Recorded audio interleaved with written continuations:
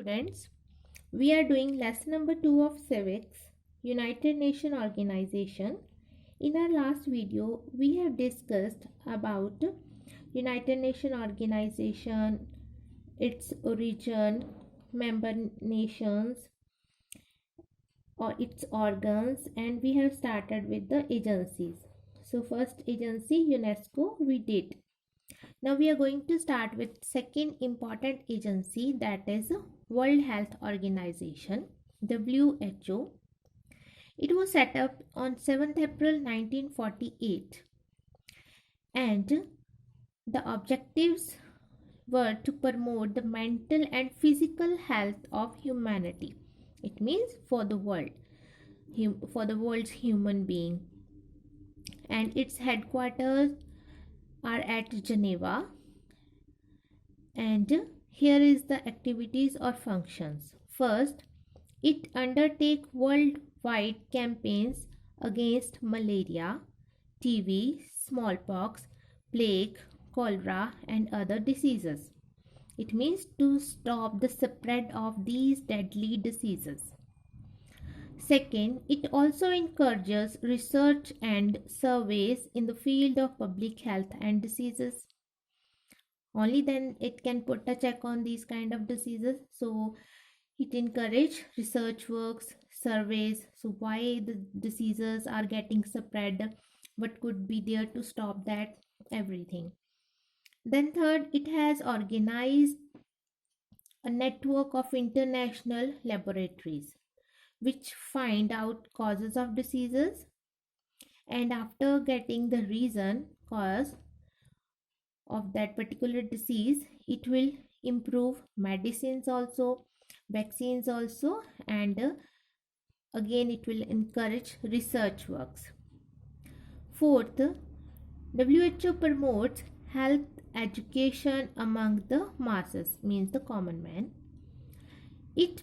Fifth is, it promotes cooperation among nations in the field of health of education. Again, the objective of this organization is related to world. So the objective is the health, the education, cooperation among the member nations, or simply we can say in the world. Then is United Nations International Children's Emergency Fund, Unicef. So Unicef was set up in 1946 in the month of December, and its headquarters is at New York. And main objectives are: number 1, to save millions of children in the world who suffer from hunger, malnutrition, means those who are not having food or those who are not having proper nutrition, diseases if they are facing, and ignorance if they are not getting proper care. So it is the function of this UNICEF to take care all that kind of things. And functions, so these are the main. And another one, number 1, welfare of babies and their mothers. Then second is nutritious diet for younger generation. So those countries who are not able to provide nutritious diet to the younger generation, then UNICEF is there to provide them help. Third, medical aids and medicines for the children, especially in the underdeveloped nations. Those who are poor nations, those who are not developed well, they will provide medical aid and medicines for the children. Help children at the time of natural calamities. If any kind of natural calamity is there, like floods are there or major earthquakes are there, if that type of natural destruction is there, then this organization is there to provide help to children. Then run welfare centers for the children for their social welfare, for education, vaccination, training. Vocational training, like to provide some kind of training, some kind of education, so that they can do some kind of physical work, some time of handwork. Provides them cheaper books and other reading material. so that they can purchase. So cheaper books means less in price. Provide milk powder for use in health centers, and it gets its funds. So from where this Unicef is getting funds, getting money, because without money it cannot give these kind of facilities or run these kind of functions. Then this is done extremely well in its work for children who are further hope of the world, with the funds of voluntary donors. Voluntary donors means voluntarily those who are ready to donate. And other private organizations are there, those who are helping them. So from where it is getting its fund? From the voluntary donors and from the private organization. Another one is the International Labour Organization, ILO. It was established in 1919 as a special agency of League of Nations, and it was doomed when the league was failed. So when League of Nations was failed, it means this organization was also disappeared. But once again in 1946, as a specialized agency of UNO, this time it was again revived, start its work. Main objectives: first, it tried to improve the working conditions of the laborers, then to improve their standard of living, and third one, to stop the exploitation of women and labor, and especially to ban the child labor.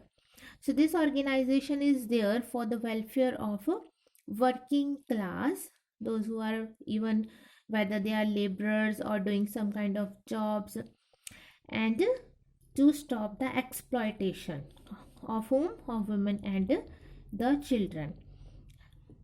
And child labor is banned just because of this organization.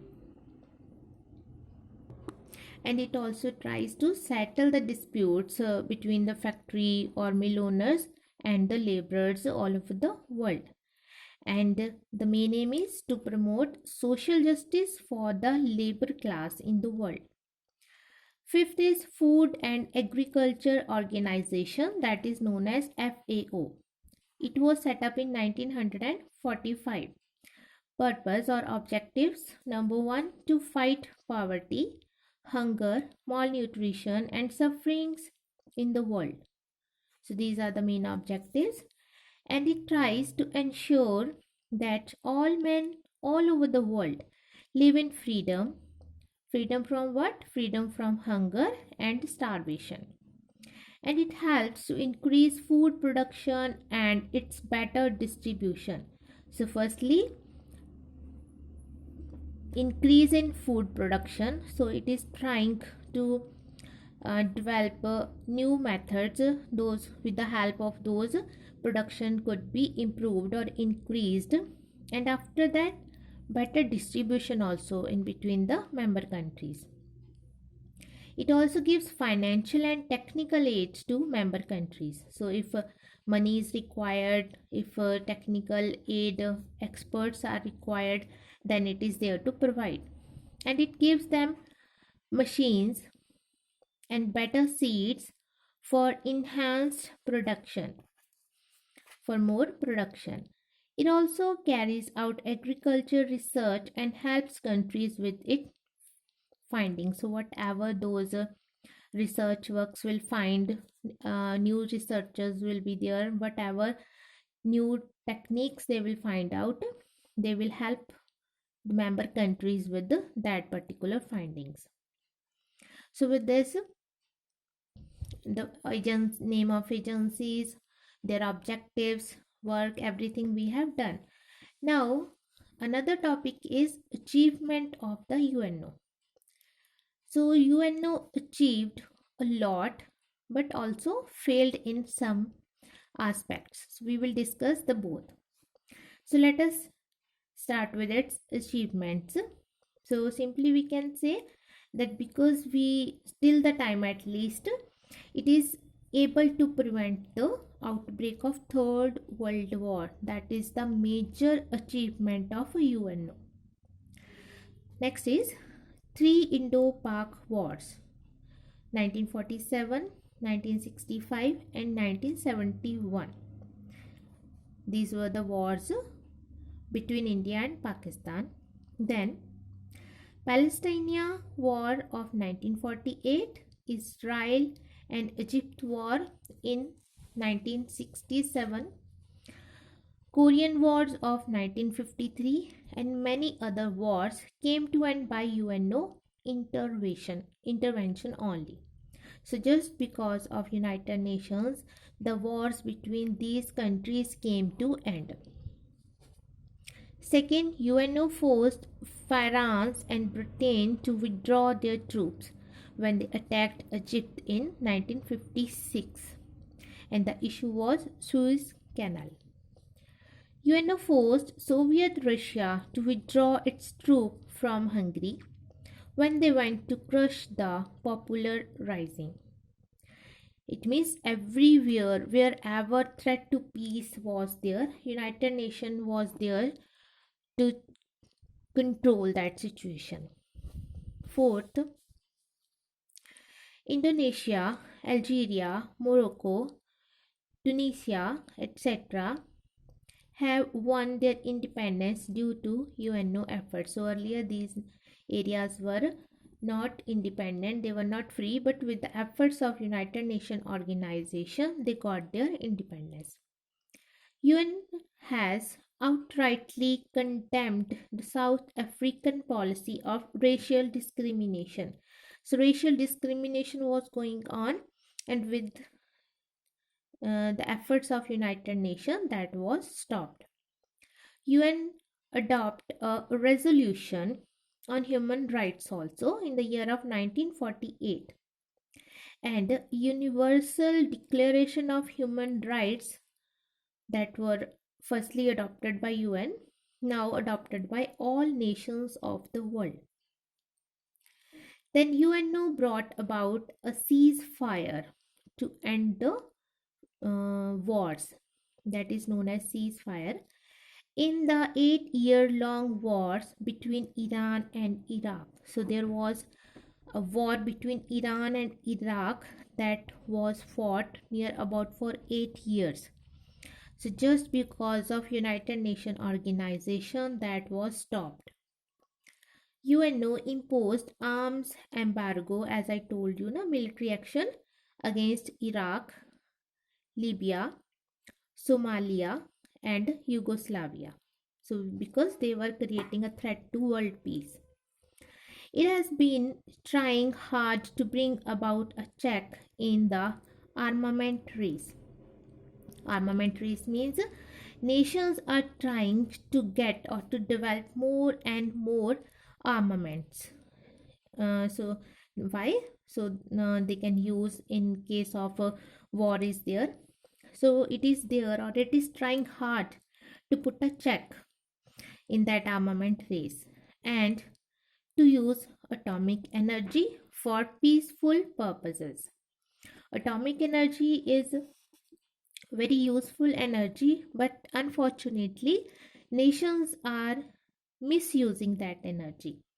So UNO is there or trying its better so that this atomic energy could be used for peaceful purposes only.